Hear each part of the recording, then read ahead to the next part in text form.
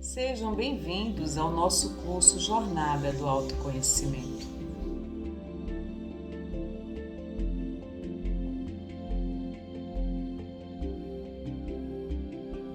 Não se esqueçam de se inscreverem no nosso canal, dar o seu like e fazerem seus comentários.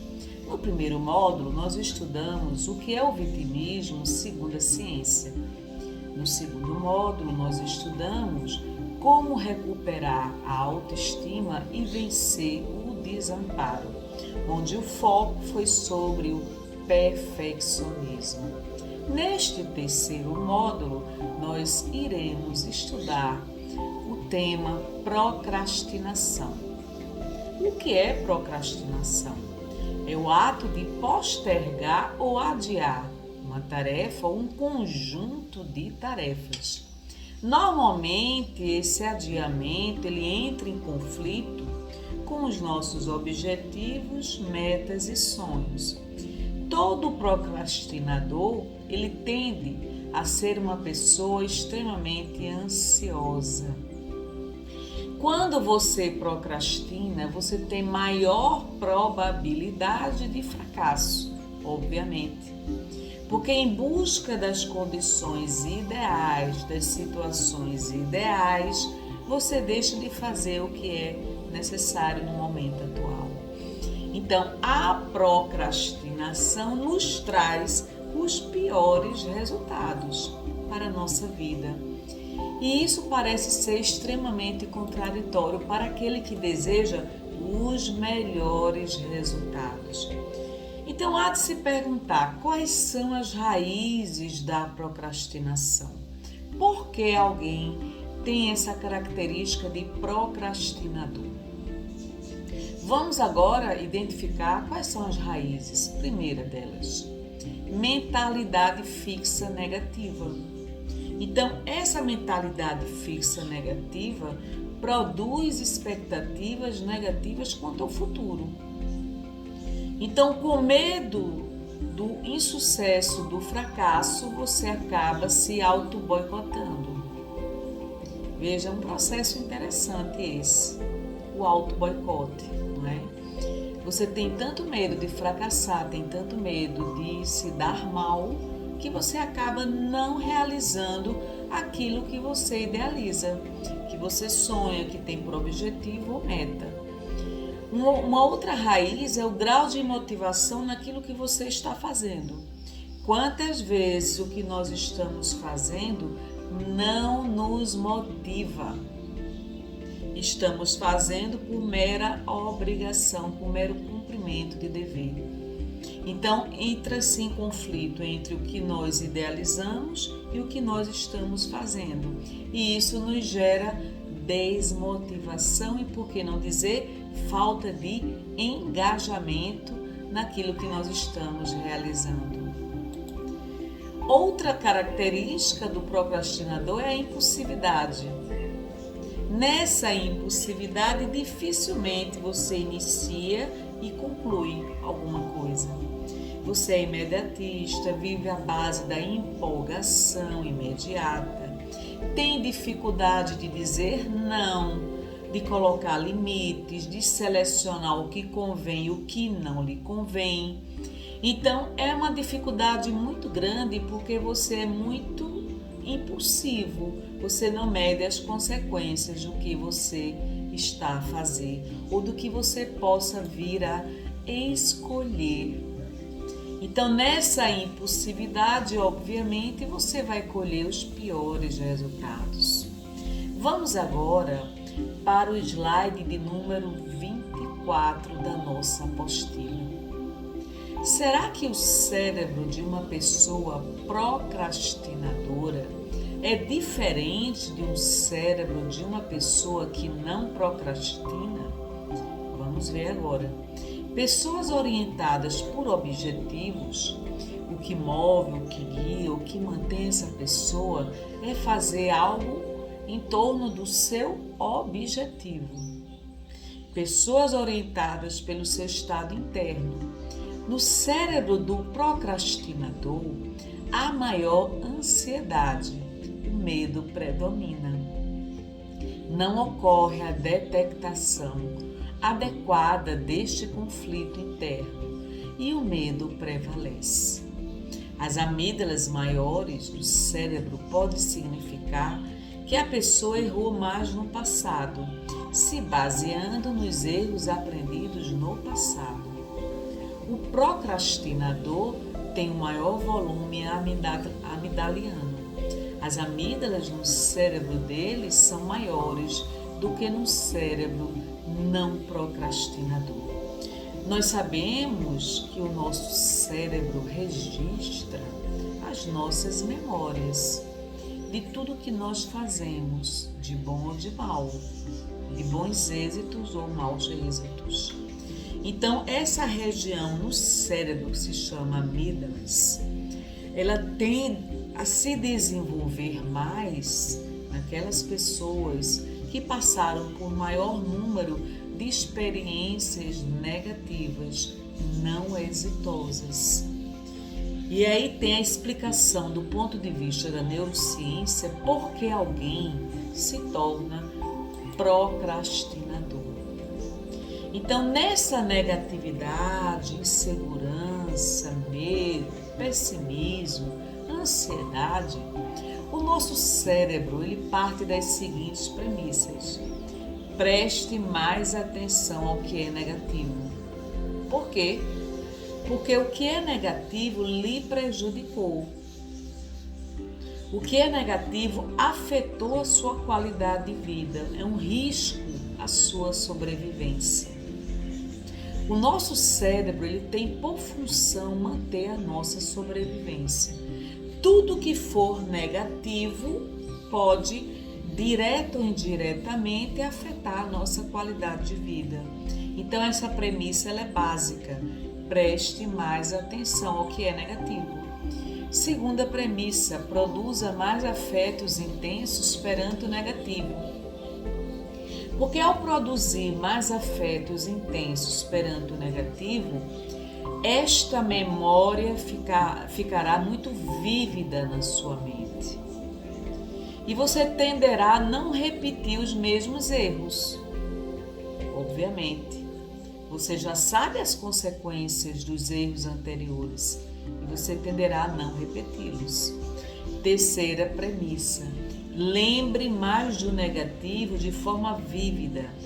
É o viés da negatividade. Então, para cada ação negativa, você precisará desenvolver 5 ações positivas para que haja a substituição dessa memória, dessa lembrança que está tão vívida na sua mente.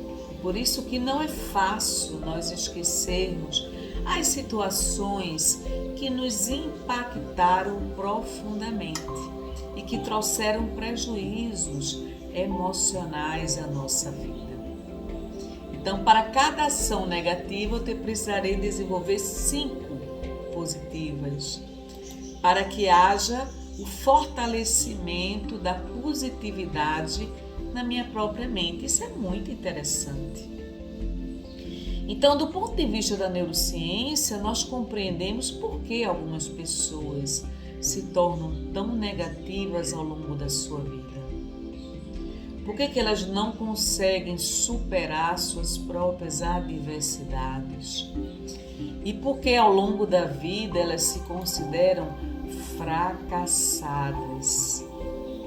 Elas não conseguem trazer à memória os momentos positivos da própria vida. A lembrança do que é negativo está muito intenso na própria memória.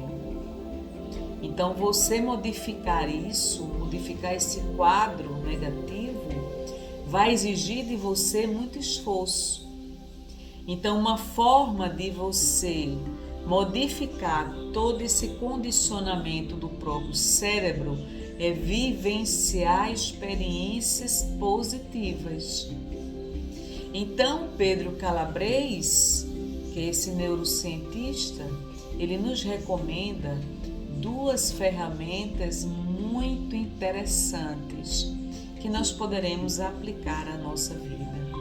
A primeira delas, atenção generosa. Porque o nosso cérebro é uma máquina de julgamento. Por ser uma máquina de julgamento, nós julgamos velozmente e rapidamente os aspectos negativos das pessoas, dos fatos e acontecimentos ao nosso derredor. Então, a nossa atenção, o nosso foco está voltado para o negativo das pessoas. Então, essa ferramenta da atenção generosa, ela nos recomenda a prestarmos atenção a tudo que é positivo das pessoas com as quais nós estamos a conviver. A nossa cultura nos estimula a sermos pessoas altamente desconfiadas. E na desconfiança não estabelecemos vínculos afetivos intensos com as pessoas. Então nós estamos muito mais atentos ao quanto que o outro pode nos lesar. O nosso cérebro, ele atua de uma forma inconsciente e muito rápida.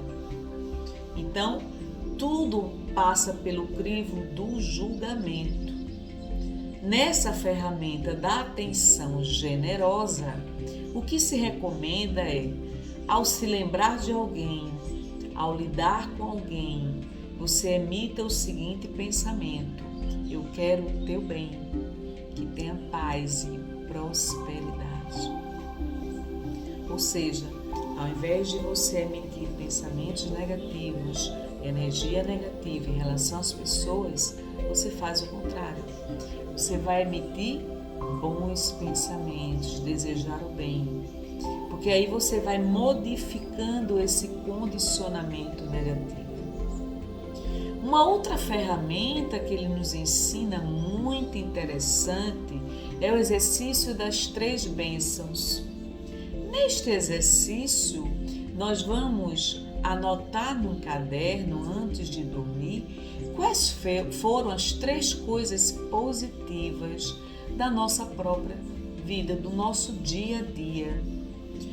Porque se nossa atenção está tão focada para o negativo, para a negatividade, eu tenho que agora treinar a minha mente, treinar o meu cérebro para observar as coisas positivas.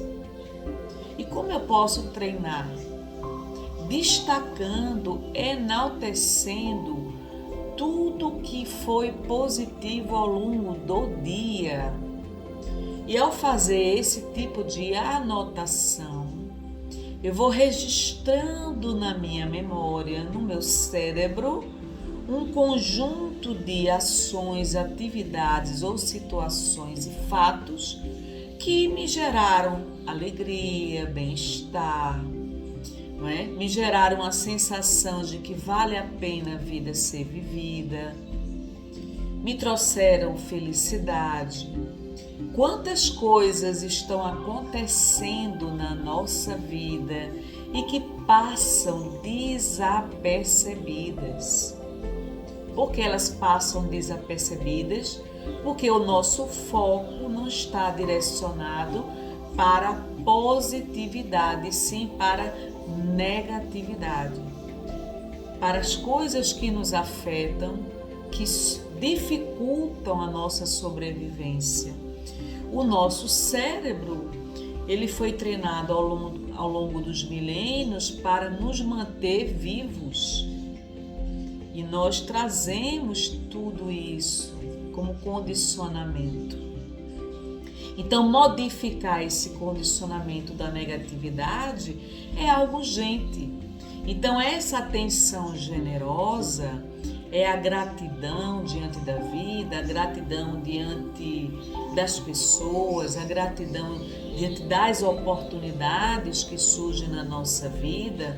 É um exercício altamente recomendável para modificar essa tendência à negatividade que nós temos.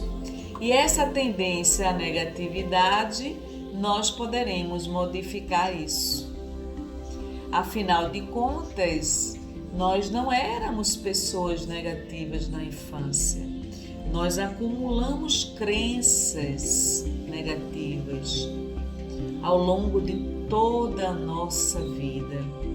Então, desfazer uma crença negativa, como por exemplo, eu não mereço, eu não me amo, eu não sou admirada, eu não tenho méritos, eu não tenho qualidades, eu não tenho virtudes, eu vou fracassar, jamais eu serei bem-sucedida na vida, eu não mereço ter uma conta bancária bem remunerada, eu não mereço ter uma boa casa.